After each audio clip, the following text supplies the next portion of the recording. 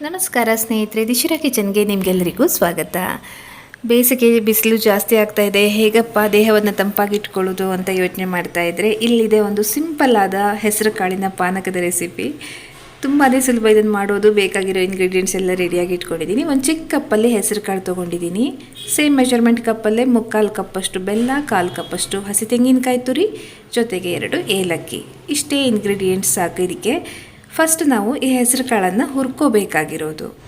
ಹಾಗೆಯೇ ಹಾಕಬಾರ್ದು, ಸ್ವಲ್ಪ ಹುರಿಬೇಕು. ಘಮ ಘಮ ಹೆಸರು ಕಾಳಿನ ಪರಿಮಳ ಬರೋವರೆಗೂ ಇದನ್ನ ಹುರ್ಕೊಂಡ್ರೆ ಸಾಕು, ಬೇಗನೆ ಆಗುತ್ತೆ. ಒಂದು 4-5 ನಿಮಿಷ ಇದನ್ನ ಹುರ್ಕೊಂಡು ಘಮ ಘಮ ಬರ್ತಿದ್ದ ಹಾಗೆ ಒಂದು ಪ್ಲೇಟ್ಗೆ ಹಾಕಿ ಇದನ್ನ ತಣ್ಣಗಾಗೋದಕ್ಕೆ ಬಿಡೋಣ.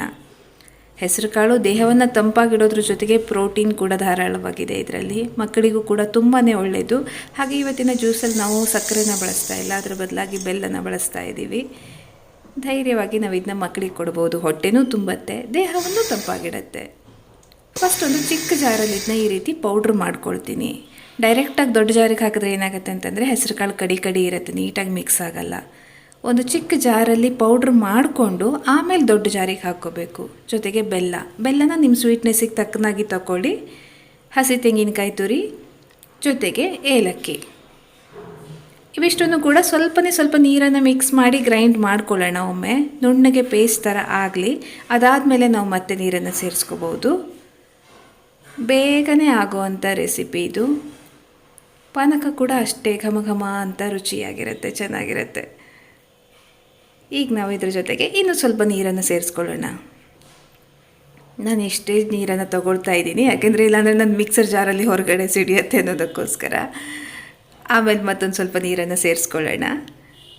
ಇಷ್ಟೇ ಕ್ವಾಂಟಿಟಿನಲ್ಲಿ 4 ಜನರಿಗೆ ಆಗೋಷ್ಟು ಪಾನಕ ಆಗಿದೆ. ಸೋಸ್ಕೊಂಬಿಟ್ರೆ ಪಾನಕ ರೆಡಿನೇ ಆಗೋಯಿತು. ನೋಡಿ ಎಷ್ಟು ಸಿಂಪಲ್ ಹೆಸರು ಕಾಳಿನ ಪಾನಕ. ಥಿಕ್ನೆಸ್ಸನ್ನು ನಿಮಗೆ ಬೇಕಾದ ಹಾಗೆ ಅಡ್ಜಸ್ಟ್ ಮಾಡ್ಕೋಬಹುದು. ಜಾಸ್ತಿ ಸ್ವಲ್ಪ ತೆಳು ಮಾಡ್ಕೊಳ್ತೀರಾ ಅನ್ನೋ ಹಾಗಿದ್ರೆ ಬೆಲ್ಲನ ಇನ್ನೊಂದು ಸ್ವಲ್ಪ ಜಾಸ್ತಿ ಹಾಕ್ಕೊಳ್ಳಿ. ನಾನು ಸ್ವಲ್ಪ ಇದನ್ನ ಗಟ್ಟಿಯಾಗಿಯೇ ಸರ್ವ್ ಮಾಡ್ತೀನಿ, ಹಾಗಾಗಿ ತುಂಬ ಬೆಲ್ಲನ ಸೇರಿಸಿಲ್ಲ, ಲೈಟ್ ಸ್ವೀಟ್ ಮೇಂಟೈನ್ ಮಾಡಿದ್ದೀನಿ.